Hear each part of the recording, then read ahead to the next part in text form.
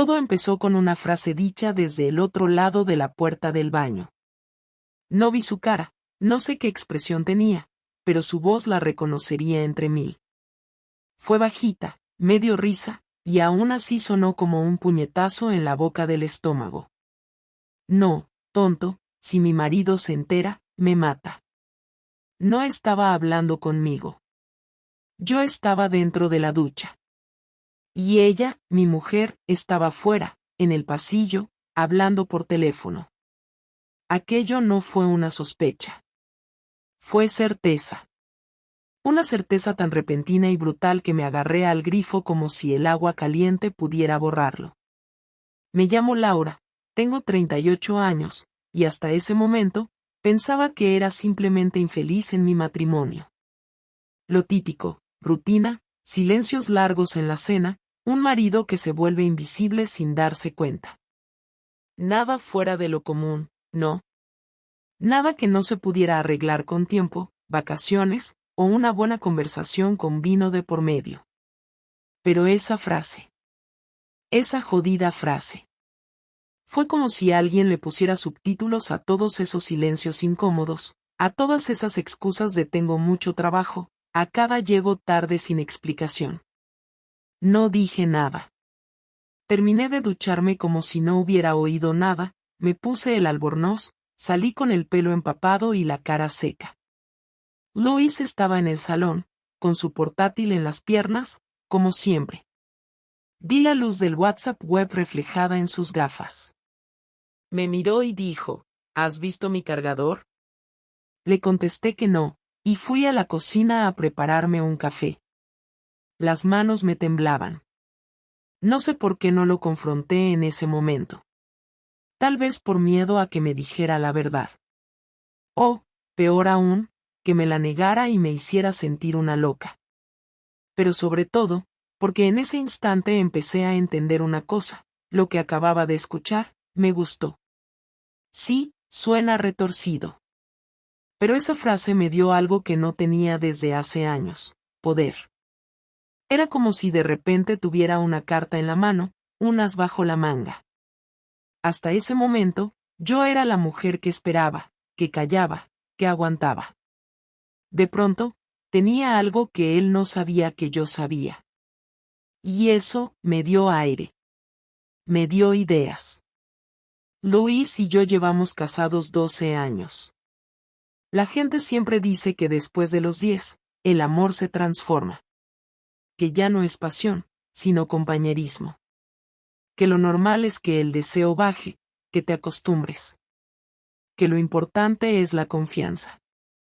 Todo eso me lo creí. Me lo tragué entero. Pero ¿sabes qué? Nadie te avisa de que con esa rutina también te tragas tu dignidad. Que con cada luego hablamos estás enterrando un poco tu voz. Que un día dejas de pintarte los labios, y al siguiente ya ni te miras al espejo. Porque no hay nadie que mire. Después de esa frase en el baño, empecé a mirar diferente. Luis no notó nada. Siguió con sus rutinas de siempre, trabajo, móvil, fútbol, silencio. Yo, en cambio, empecé a fijarme en los detalles. En cómo tardaba más en llegar del trabajo, en cómo se duchaba 2 veces al día, cosa que antes odiaba hacer, en cómo se sonreía solo con el teléfono en la mano. No necesitaba pruebas. La frase bastaba. Pero tenerlas, me daba seguridad. Así que una tarde revisé su abrigo. No tenía la intención de espiar. Solo quería, no sé, confirmar. En el bolsillo interior encontré un recibo arrugado. 2 copas de vino blanco, un plato de tartar de atún, y un postre para compartir. Restaurante caro. Día martes. A las 15:30. No me dijo que comía afuera. Ese día me envió un audio diciéndome que estaba en la oficina, con lío. Guardé el recibo. No para echárselo en cara, sino como quien empieza a construir su propio plan. Como quien sabe que ya no quiere seguir siendo espectadora. Un viernes por la noche, mientras él dormía, me vestí con mi ropa más bonita. No provocativa. Bonita. Maquillaje suave. Pelo suelto. Perfume ligero. Salí con una amiga, Clara, que no sabía nada.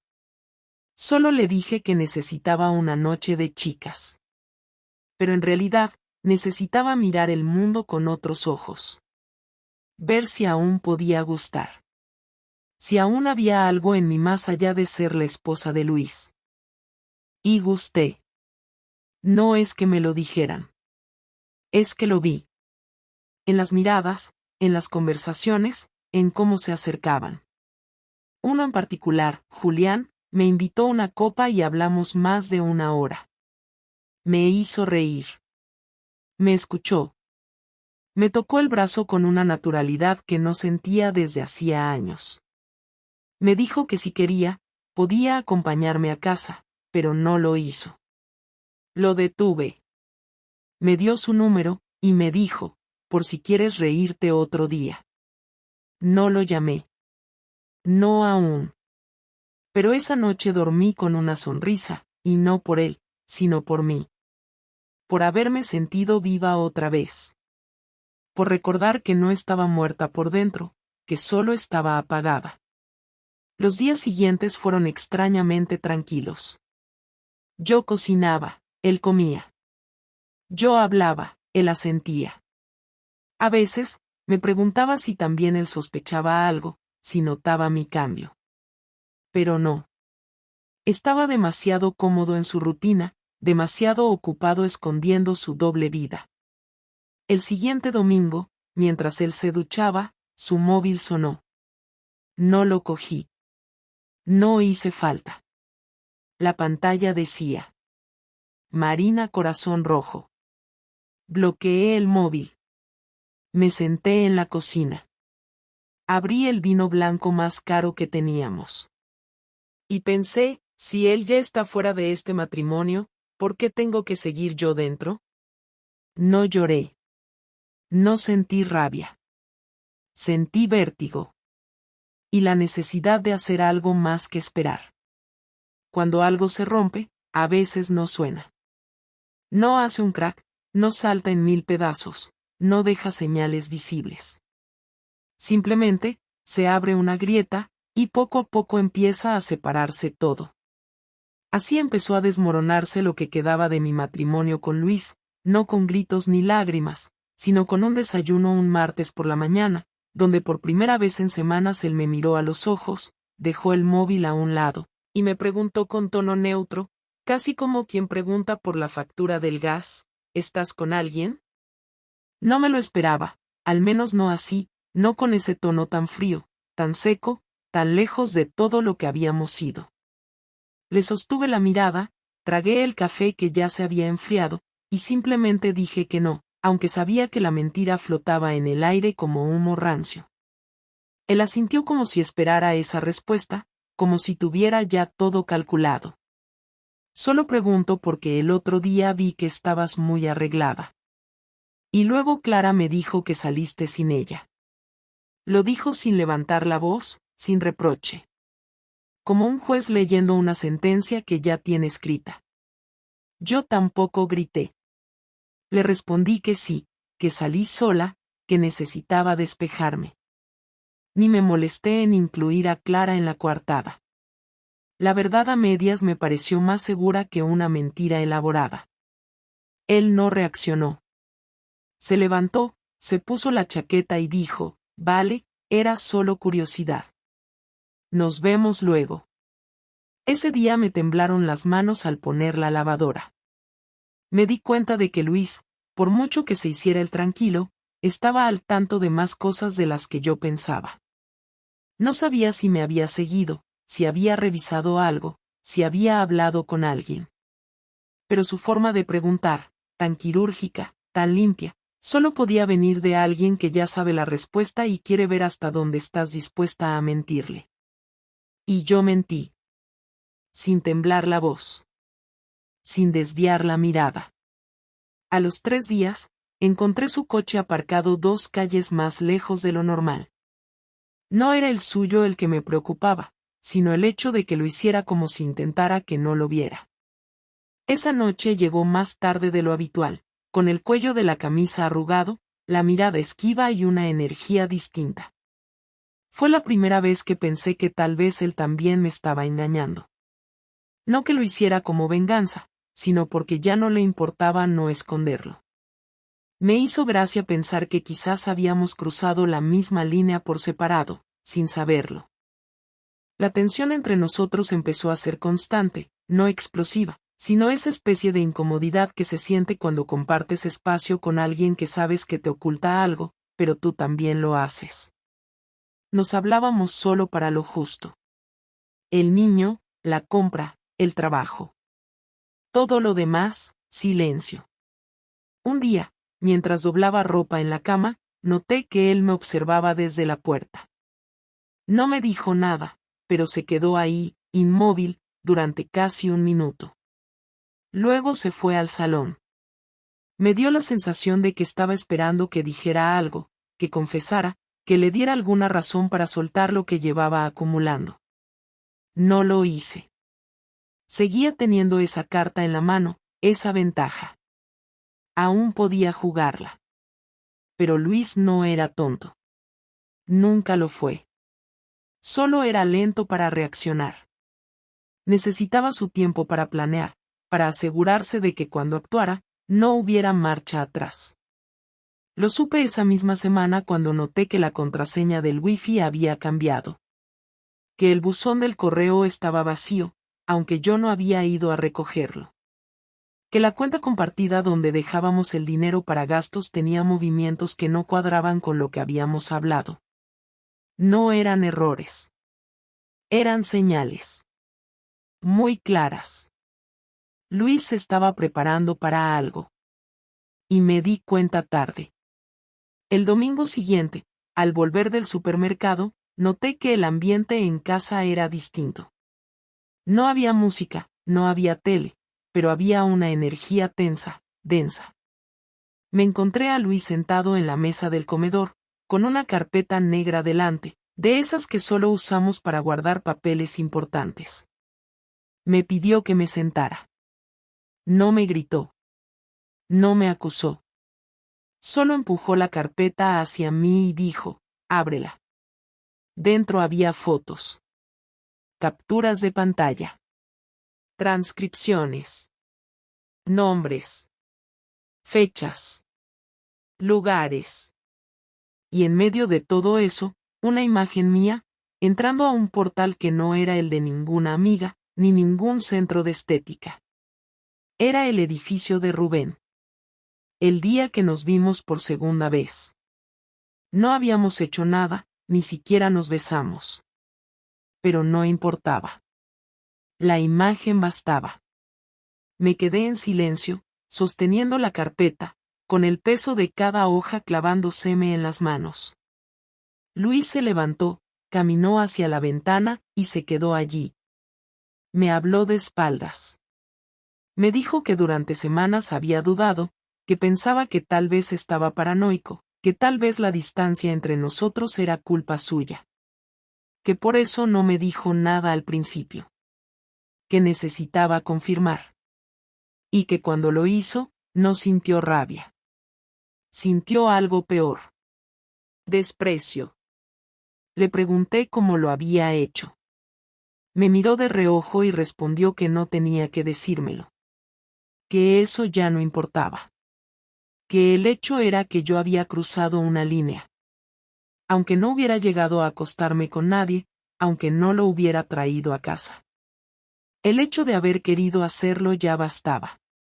Y no estaba equivocado. En eso tenía razón. Me preguntó si quería decir algo. Le dije que no. Que lo sentía, pero que no iba a mentirle más. Que sí, que me sentía sola. Que me sentía ignorada. Que necesitaba volver a sentir que alguien me miraba como él dejó de hacerlo hace años. Me escuchó en silencio. No me interrumpió. Pero al terminar, me dijo que todo eso podría haberse hablado antes. que lo que había hecho no era una reacción, era una elección. Y que cada elección tiene consecuencias. Pensé que iba a echarme de casa. Que iba a pedirme que me fuera. Pero no. Me dijo que íbamos a seguir viviendo juntos. Por ahora. Por el niño. Por las apariencias. Pero que a partir de ese momento, todo iba a cambiar. Que si yo había tomado mis libertades, él también las tomaría.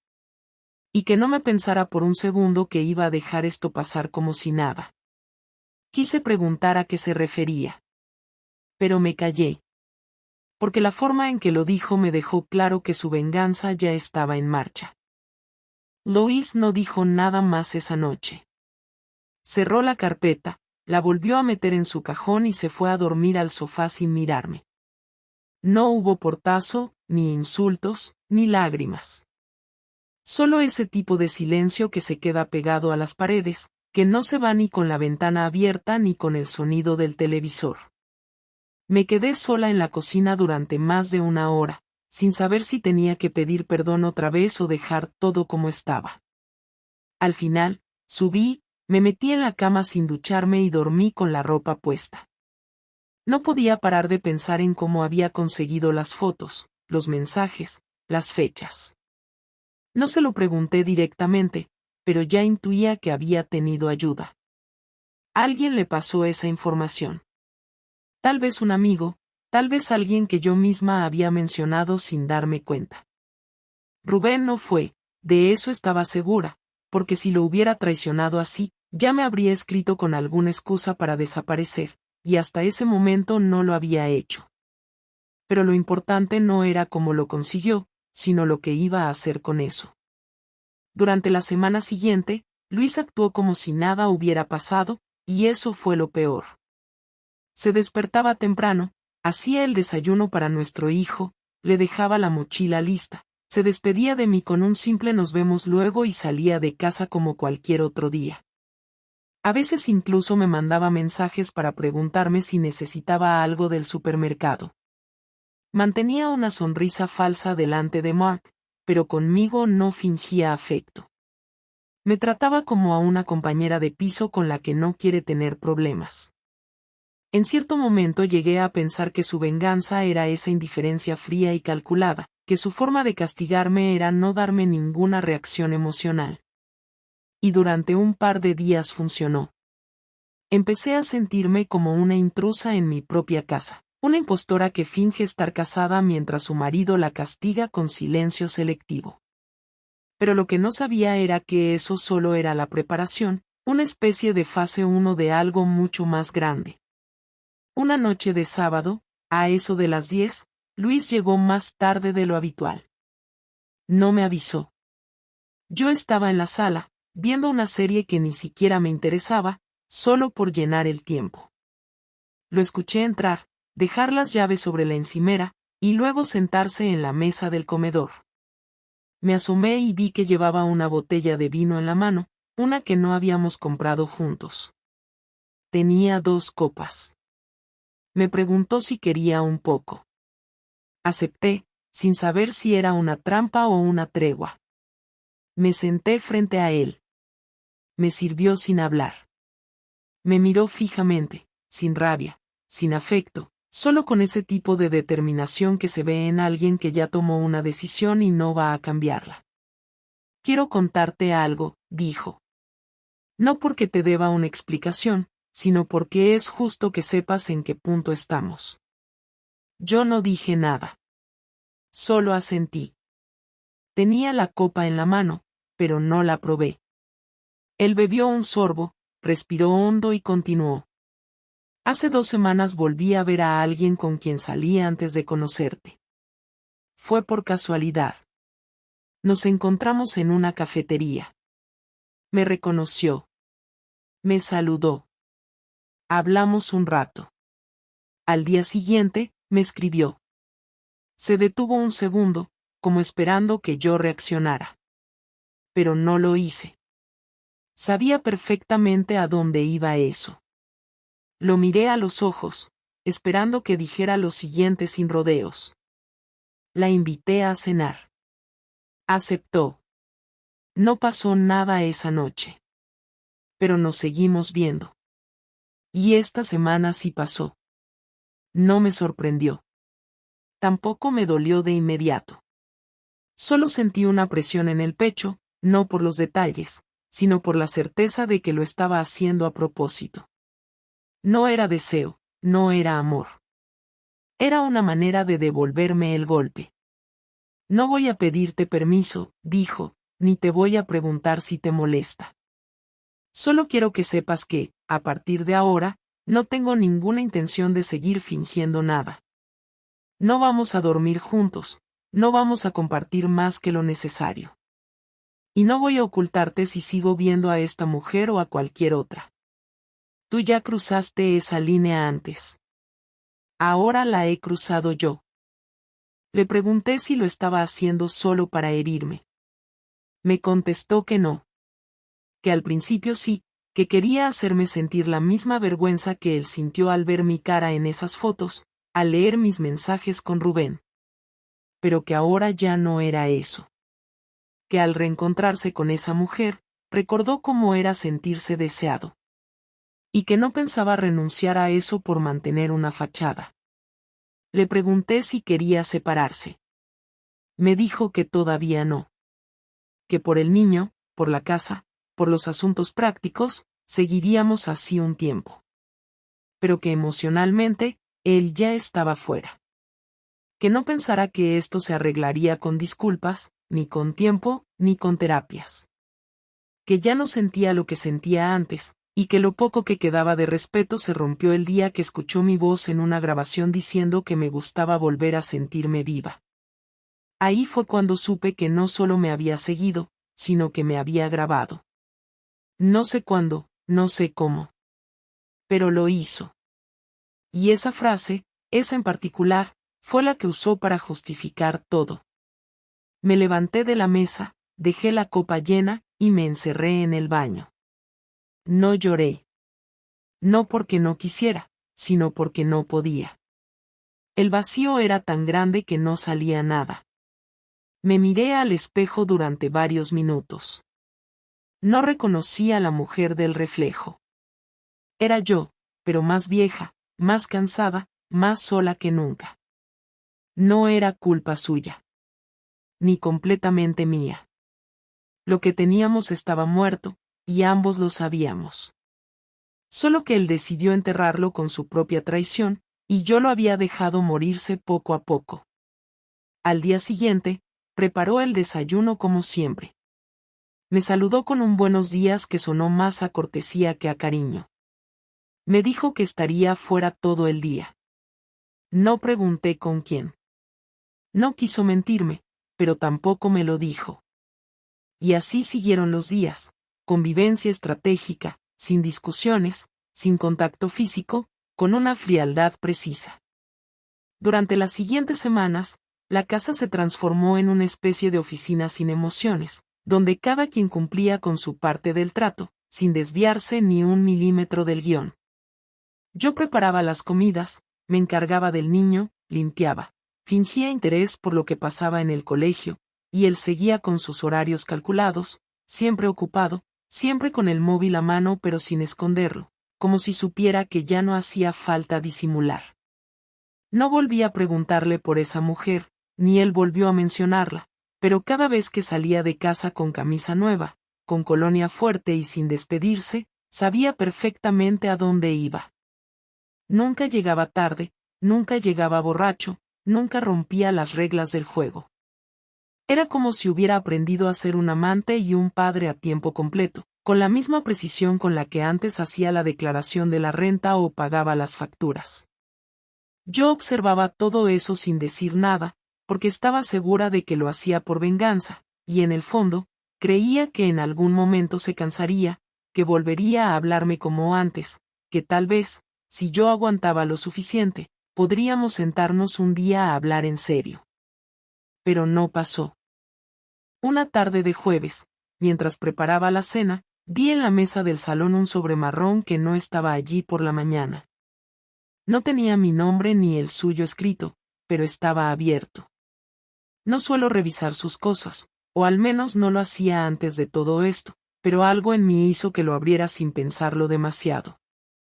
Dentro había una copia de un contrato de arrendamiento.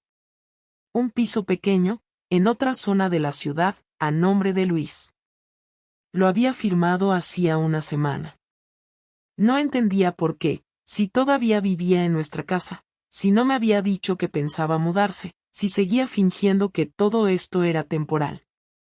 Lo leí 2 veces. La fecha de inicio era inminente. Era evidente que estaba preparando su salida, pero sin decírmelo, sin enfrentarme, sin discutir, como si no tuviera el valor de cerrar la puerta con palabras claras. Me senté en el sofá con los papeles en la mano, sentí un escalofrío, no de miedo, sino de desconcierto, como cuando descubres que alguien te ha estado observando durante meses sin que tú lo notaras. Esa misma noche le pregunté directamente qué era ese piso. No gritó. No discutió. Solo dijo que era un lugar para él, que necesitaba su espacio, que no podía seguir fingiendo que vivíamos juntos cuando en realidad solo compartíamos tareas.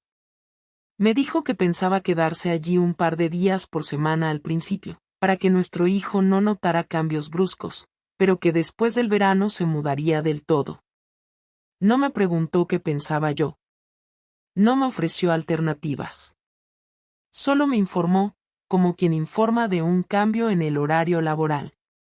Le pregunté por qué no me lo había dicho antes, y su respuesta fue tan directa que no supe qué responder, porque tú ya sabías que esto iba a pasar. Solo estabas esperando a que lo hiciera yo. Esa noche no dormí. Me quedé en la sala con la televisión encendida sin volumen, mirando la pantalla sin prestar atención a nada. Sentí que todo estaba programado. Que Luis había tomado el control completo de la situación y me había dejado fuera del proceso, como si mi opinión ya no importara. Me pregunté si esa mujer con la que salía tenía algo que ver con la decisión, si estaba ayudándolo a mudarse, si lo estaba empujando a rehacer su vida con ella. Y por primera vez, no sentí celos. Sentí rabia. No por él, sino por mí, por haber entregado mi dignidad sin condiciones, por haber esperado una reconciliación que nunca fue posible, por haber confiado en que el tiempo arreglaría lo que yo misma había destruido. Pasaron los días. Luis empezó a llevar cosas poco a poco. Primero libros, luego ropa. Lo hacía con cuidado, sin que el niño lo notara, como si estuviera llevando droga en lugar de camisetas. Nunca me decía cuándo lo haría. Simplemente, desaparecían. Una tarde, abrí su cajón de la mesita de noche y ya no quedaba nada. Ni una tarjeta, ni una corbata, ni un reloj. Solo el hueco donde solía estar todo. Fue entonces cuando comprendí que ya no había vuelta atrás. Me lo había dicho con acciones, no con palabras. Esa misma semana, al ir a recoger a nuestro hijo al colegio, una de las madres me preguntó si nos habíamos separado. Me dijo que Luis le había comentado algo mientras esperaban en la puerta. Me preguntó si estaba bien. Respondí que sí, que todo estaba bien. Pero sentí que me ardía la cara.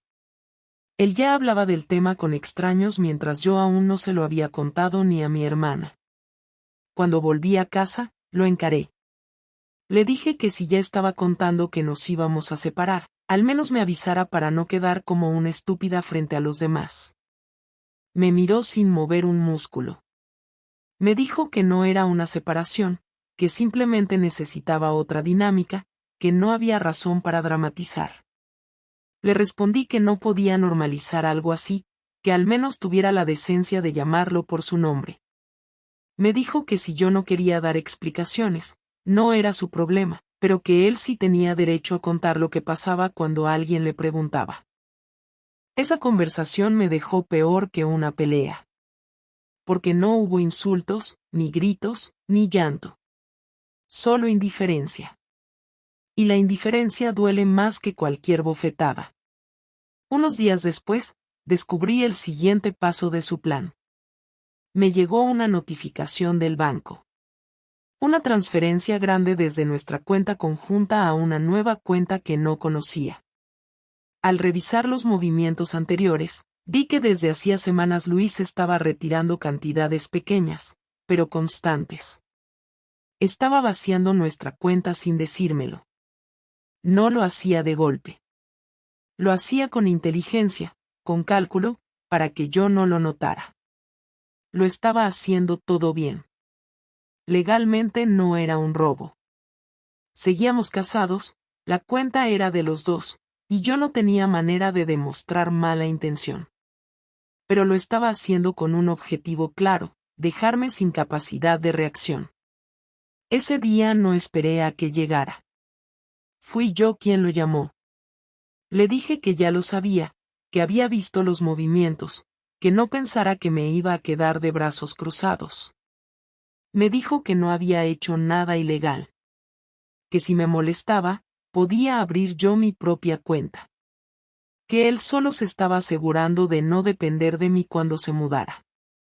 Le dije que eso era una traición económica, que me estaba arrinconando. Se encogió de hombros.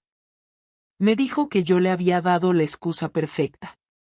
Que lo nuestro ya no era una relación, era una convivencia de trámite, y que cada quien tenía que empezar a proteger lo suyo. Esa noche, mientras él dormía en la habitación del niño porque ya había desmontado nuestra cama para llevársela, tomé la decisión de no quedarme esperando a que me quitara lo poco que quedaba. Iba a hablar con un abogado. Iba a pelear por lo que era mío. Ya no por amor. No por dignidad. Por pura necesidad. El día que por fin hablamos de verdad fue un domingo por la tarde, cuando el niño estaba en casa de mis padres. Yo había pasado todo el fin de semana con una mezcla de ansiedad y rabia, sin poder concentrarme en nada, revisando los movimientos de la cuenta bancaria como si eso fuera a detener lo que ya estaba ocurriendo. Había contactado con una abogada el viernes, me dio cita para el lunes, pero sentía que no podía ir sin antes decirle a Luis todo lo que llevaba semanas guardando. No tenía miedo de enfrentarme a él, pero había algo más difícil que discutir o reclamar, aceptar que lo nuestro estaba terminado y que ninguna conversación, ningún llanto, ningún intento desesperado de arreglar las cosas iba a cambiarlo. Él estaba en la cocina preparando un café cuando me acerqué. Me apoyé en el marco de la puerta y le dije que necesitábamos hablar en serio, sin rodeos, sin más silencios estratégicos ni evasivas. Se giró, dejó la taza sobre la encimera, apagó el fuego y se sentó en una de las sillas. No dijo nada, solo esperó. Me senté frente a él. Le dije que ya no quería seguir viviendo así, que no estaba dispuesta a mantener esa farsa por más tiempo, que si él tenía un nuevo piso, una nueva cuenta y una nueva vida en camino, entonces era momento de ponerle nombre a esto. Le dije que estaba preparando todo para una separación formal, que había hablado con una abogada, que no pensaba quedarme de brazos cruzados viendo cómo él organizaba su escape paso a paso. Su reacción fue más seca de lo que esperaba. Me miró con una expresión casi vacía y dijo que le parecía lo más lógico, que él también había pensado en consultar con alguien, pero que prefería esperar a ver qué hacía yo. Le pregunté si había estado esperando a que yo diera el primer paso solo para no cargar con la culpa, y su respuesta fue directa: tú rompiste esto primero. Yo solo decidí no fingir que se podía arreglar. No me defendí. Ya no tenía sentido. Hacía semanas que entendía que la discusión sobre quién empezó todo era una pérdida de tiempo. Pero sí le dije que lo que él había hecho después fue cruel, que no se trataba solo de una venganza emocional, que él había tomado decisiones pensadas para hacerme daño sin decirlo abiertamente. Le hablé del dinero, de cómo había vaciado la cuenta común sin informarme, de cómo se estaba llevando cosas poco a poco como si estuviera robando su propia casa. Me miró con una mezcla de fastidio y cansancio y dijo que necesitaba asegurarse de que, cuando se fuera, no tendría que depender de mí para nada, que no quería favores, que no quería darme ni una excusa para tener poder sobre él.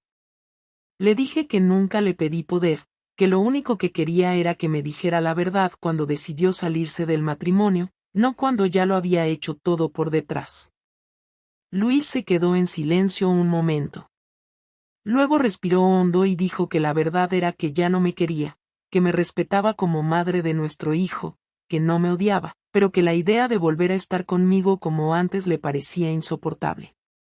Dijo que podía perdonar muchas cosas, pero no la forma en que lo engañé, no solo con Rubén, sino durante todos esos meses en los que yo fingía que estaba todo bien mientras planeaba escaparme emocionalmente de la relación.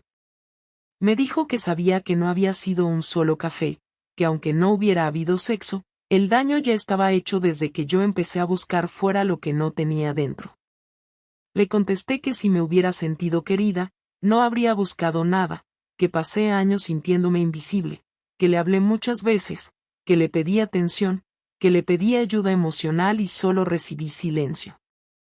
Me dijo que eso no era una excusa, que él también se sentía solo, pero no se fue con nadie. Le recordé que ahora sí lo hacía. Me contestó que la diferencia era que él ya no sentía ningún vínculo conmigo y que, por lo tanto, no se consideraba un infiel, sino alguien libre. Le pregunté si tenía pensado formalizar una relación con la mujer con la que salía. Me dijo que no tenía intención de empezar nada serio, que solo quería volver a tener control sobre su vida. Dijo que no sabía si dentro de un mes estaría con ella o con otra, o con nadie. Que por ahora, solo quería recuperar el aire. No me dolió lo que dijo, me dolió la facilidad con la que lo decía. Como si ya no quedara ninguna parte de mí que le importara. Le pregunté qué pensaba decirle a nuestro hijo. Me contestó que aún no lo tenía claro, que prefería esperar a que terminara el curso escolar, que no quería alterar su rutina ahora. Me negué. Le dije que si íbamos a separarnos, lo mínimo era empezar a ser honestos con él. No con todos los detalles, pero sí con la verdad. Luis me miró fijamente y dijo que estaba bien, que podíamos decírselo juntos el próximo fin de semana, que él no tenía problema en hacerlo siempre y cuando fuéramos claros y sin dramatismos. Pasamos los siguientes minutos hablando de lo práctico. De cómo íbamos a dividir los gastos, de quién se quedaría con el coche, de qué días pasaría el niño con cada uno. Fue surrealista. Como firmar un contrato de trabajo. Ninguno lloró, ninguno levantó la voz. Era como si ambos hubiéramos cruzado ya todos los límites y estuviéramos cansados de todo, incluso de discutir.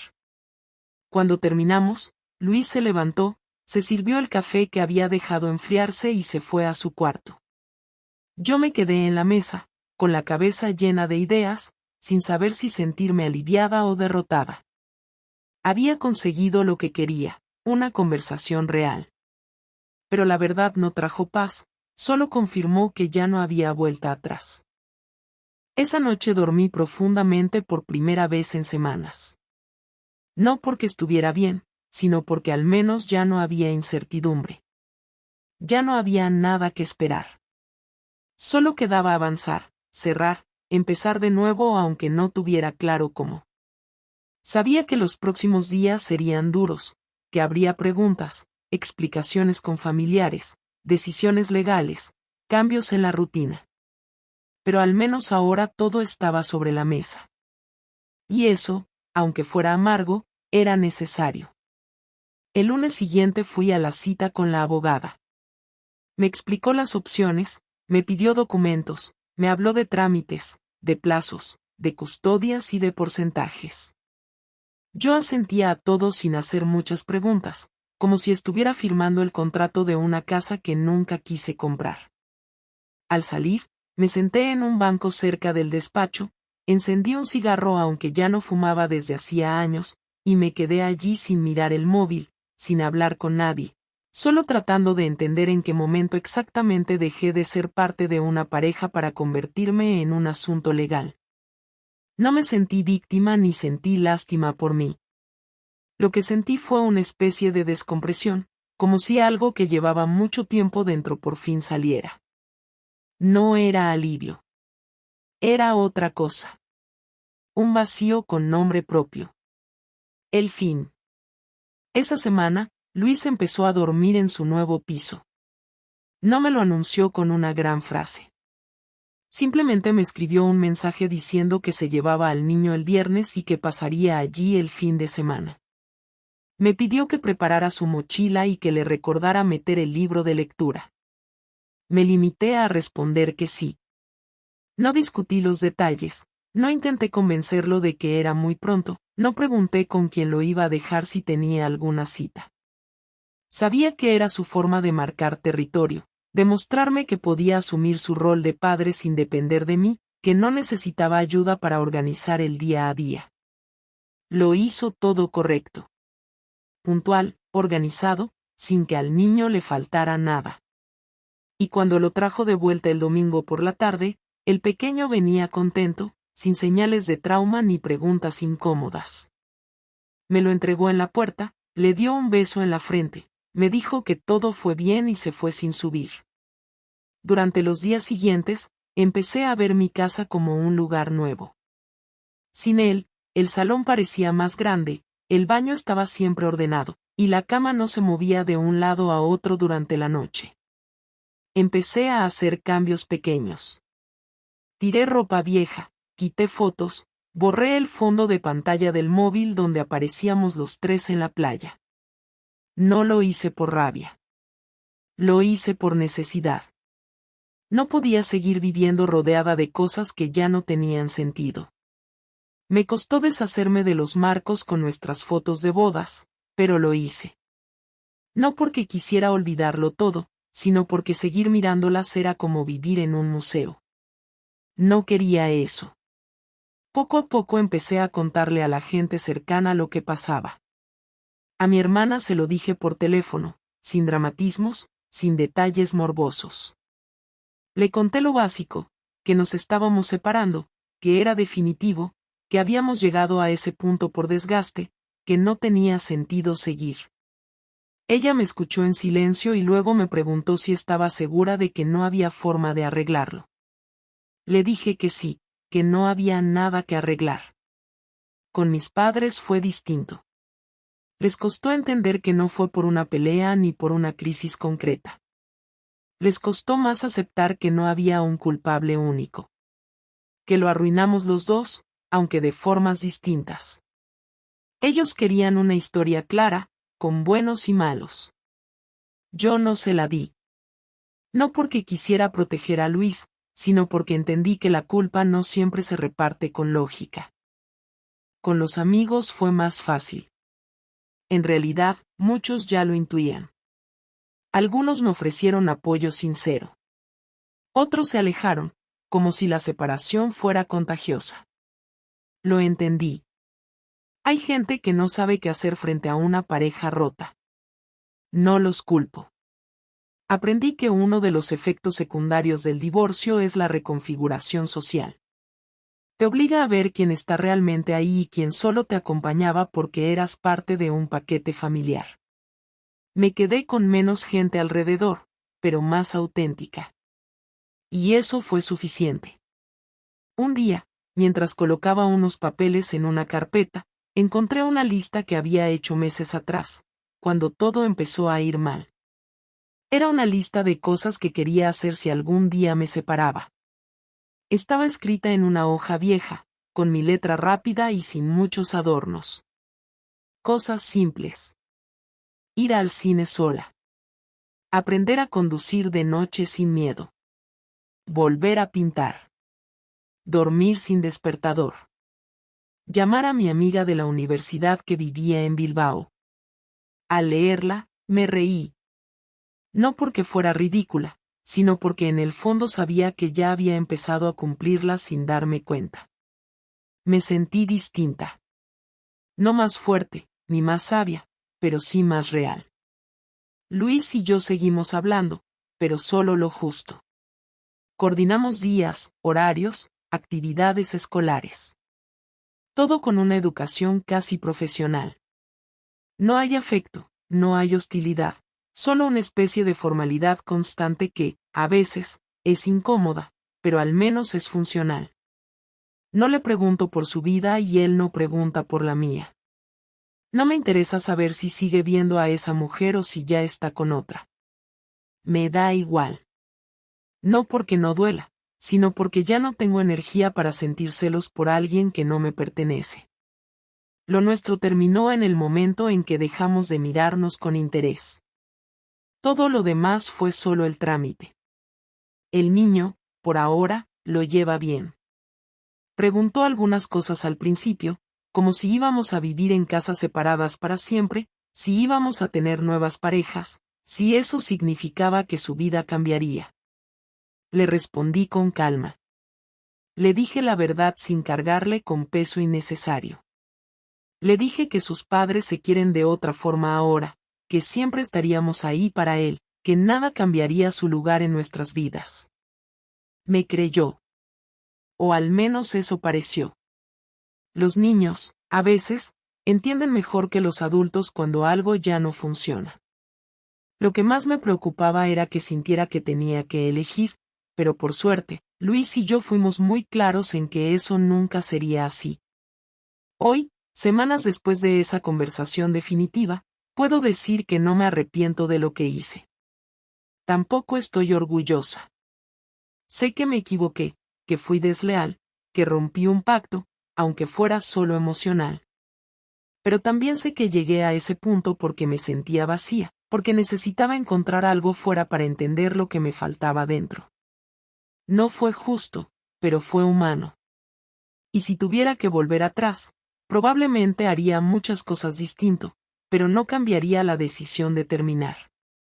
Porque seguir con alguien solo por miedo, solo por costumbre o por mantener una imagen, es una forma lenta de desaparecer. Ahora estoy aprendiendo a vivir sola.